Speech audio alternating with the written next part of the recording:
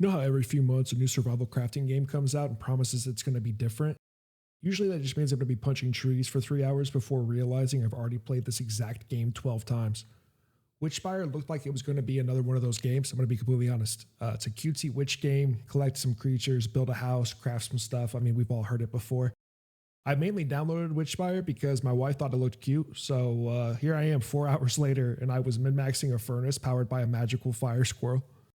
I mean, first of all, the weapons are way better than I expected. Like, one of my favorite things in any game is unlocking new weapons, and Witchspire absolutely nails that progression loop. You start unlocking different wands and spell blades, and every weapon feels noticeably different. Some focus on burst damage, some damage over time, some have massive AoE attacks, and some are just better for single targets. And every weapon comes with its own primary and secondary attack, so you're not just crafting a stronger version of the thing that you already had. You're actually getting new ways to play. I constantly found myself crafting new gear just to see what it did. The building is super simple without being boring. Building systems usually fall into one of two categories. You're either so complicated you need a civil engineering degree to be able to place a door, or they're so simple that every house looks exactly the same. Witchspire lands somewhere right in the middle. The building system is easy to learn, the walls snap where they should, and pieces connect properly. Also, probably the coolest thing about it is that when you build, you go into like an astral projection mode that lets you float around. It makes construction way easier than most survival games. It's like flying from Minecraft creative mode, but the resources you have are still finite. It's a super unique experience for building. You start with like the basic materials for building, like wood, but you slowly, gradually unlock things like stone and brick structures. And for those people who enjoy decorating, like an interior designer, there's furniture, lots of furniture. My wife spent way more time making things look cute than she actually did progressing through the game, which, to be fair, is probably the intended experience. Meanwhile, I'm standing in the corner staring at the skill tree and min-maxing my skill points like I was about to present quarterly earnings for shareholders. The progression system just makes sense. Like, one thing I really appreciated was how clear the progression feels. When you level up your character, you unlock new weapons, tools, recipes, potions, food, items, and then on top of that, you unlock stat boosts like damage, crit chance, health, attack speed. The game makes it very obvious what upgrade does what and why you should care. Nothing feels like a filler. Like, nothing feels like a pointless 1% increase that exists solely to pad out a skill tree. Every level feels meaningful, and that's becoming surprisingly rare these days. If you've ever played a game like Pal World, then you understand like what familiars are. There's basically 24 familiars to collect. And yes, I immediately started treating it like it was Pokemon. Every familiar has its own appearance, its own abilities, its own combat style. They have utility purposes, which means instead of catching one and moving on, I immediately developed favorites and started judging the ugly ones super early on.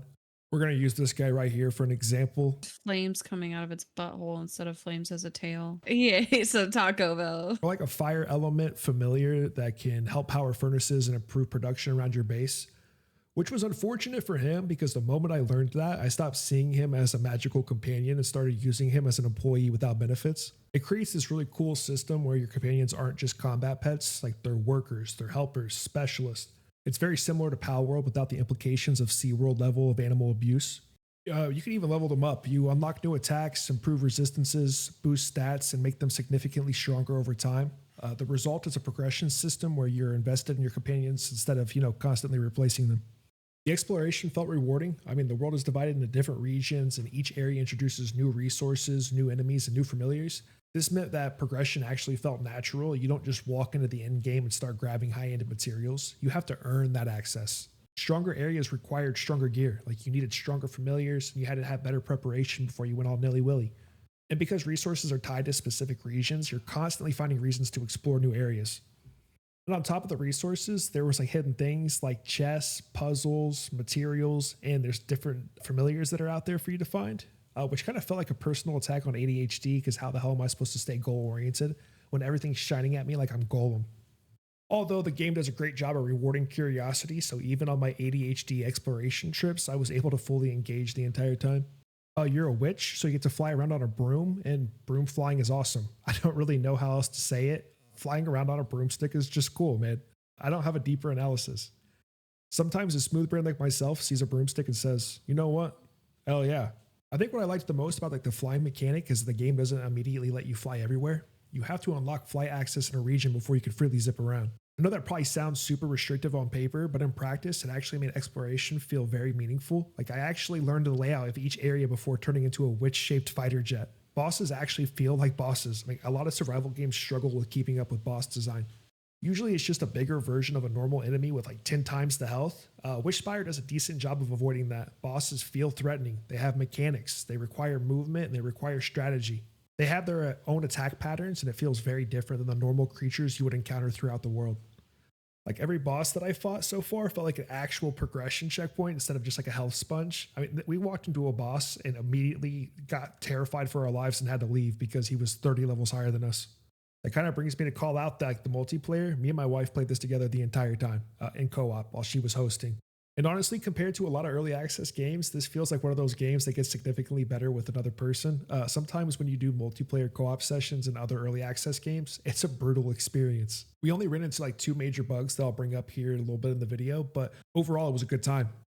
While I was out exploring and collecting resources, she was decorating the house. And while she was trying to make our base look like something out of Pinterest, I was trying to optimize furnace production like I was running a Fortune 500 company.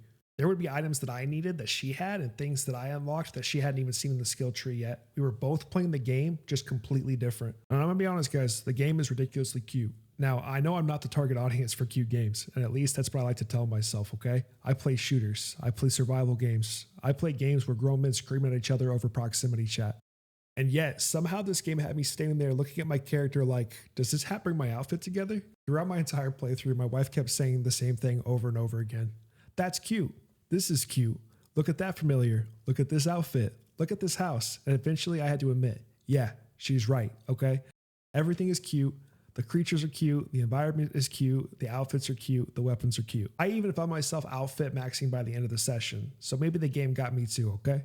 So let's touch on the 2 bugs that I ran into. It is early access, but I did run into like 2 issues. One of the bugs was I got stuck in the building menu and I had to return to the main menu because there was like no other way for me to get out of the building menu, but it wasn't game breaking. All I had to do was relog.